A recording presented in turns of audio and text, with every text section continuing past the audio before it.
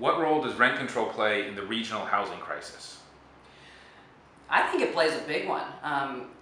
The Rent Control Board of Santa Monica is held up frequently as a model. I traveled to Sacramento this year with our executive director of the board to go to the Housing California conference. And for 3 days I was immersed, and mostly it was other cities asking us for advice on how to handle the housing crisis.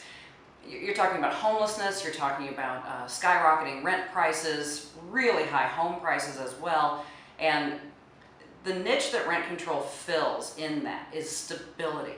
If a family can get into a unit they can afford, if young professionals can get into a unit they can afford, unfortunately Costa-Hawkins Act at state level has made some of that difficult, but there's a long-term stability that goes with rent control.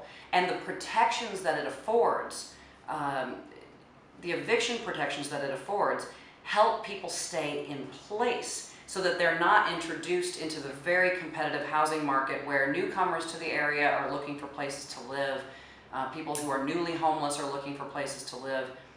Also, Measure GS and GSH here in Santa Monica, we're hoping to find other funding sources to do two things: to build more affordable housing for everyone who wants to live in this great region, but also there's going to be built into that budget a rental assistance program for rent-controlled tenants who are already in place but having trouble with the property tax pass-throughs or the rising rents, even with the general adjustment rules in place.